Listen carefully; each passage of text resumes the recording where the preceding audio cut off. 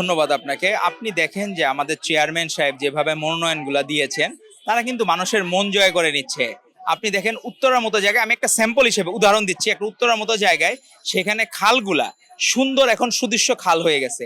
সেখানে মানুষজন এখন ভ্রমণে যায়, ঘুরতে যায়। তো আমরা তো এরকমই তো চেয়েছিলাম যে প্রত্যেকটা এমপি সাধারণ জনগণের বন্ধু হবে, সে পাশে থাকবে ভাই হিসাবে, বন্ধু হিসাবে। সেটাই তো হচ্ছে। তো এখন আমাদের যে নারী বোনেরা আসবেন, এরা অনেক কাজ করেছেন, পরিশ্রম করতেছেন, কিন্তু বোনদের তো ওই জায়গায় এখন মেধাবী আছে, রাজপথের পরিশ্রম আছে, আবার অনেকে পার্টির প্রতি লয়াল ছিল যারা, তাদেরও ইস্যুটা গুরুত্ব দিতে হবে। তিনটা মিলেই তো একটা মানুষ পরিপূর্ণ প্যাকেজ হবে। আসন তো অল্প, আপনার 36টা। তো সেই জায়গায় হচ্ছে আপনার আমরা 36টা দেওয়ার মতো, আমাদের তো বোন আছে, অনেক যোগ্য বোন আছে। এর মধ্যে থেকে আমাদের চেয়ারম্যান জনাব তারেক রহমান, যাদেরকে মনে করবেন এতদিন সে মেধাভিত্তিক রাজনীতি, বুদ্ধিভিত্তিক রাজনীতি, রাজপথের রাজনীতি, যদি কেউ জেল খেটে থাকে তার সেই ত্যাগ, স্যাক্রিফাইস, কেউ যদি নিজের ঘরে থাকতে পারে না, এরকম আমাদের অজস্র বোন আছে। সেখান থেকে কতজনকে মূল্যায়ন করা যাবে সেটি একটা গুরুত্বপূর্ণ বিষয়। আবার পার্টির প্রতি যারা লয়াল ছিল, দুঃসময়ে পার্টি ত্যাগ করে যায় নাই, তাদের দিকেও খেয়াল রাখতে হবে।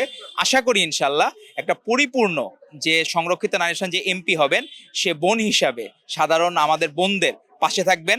কারণ আমাদের বোনদেরকে নিয়ে যে অপরাজনীতি একটা নির্দিষ্ট রাজনৈতিক দল, ইসলামিক রাজনৈতিক দল করেছে, তারা কর্মজীবী নারীদেরকে বেশ্যা হিসেবে বলতে দ্বিধাবোধ করে নাই। সেখানে আমরা মনে করি আমাদের মায়ের মতো প্রত্যেকে মায়ার মমতায় জড়ায় রাখবে, এরকম এরা যারা আছে এরাই সংরক্ষিত নারী আসনে এমপি হবে। আমি আমাদের যারা ত্যাগী বোনরা আছে, আমরা মনে করি যে তারা প্রত্যেকেই যোগ্য। আর আপনার একটা স্কুলে যখন 50 জন স্টুডেন্টের মধ্যে কেউ ফার্স্ট হয়, সে 500 স্টুডেন্টের মধ্যে ফার্স্ট হওয়ার কনফিডেন্স লেভেল হাই থাকবে।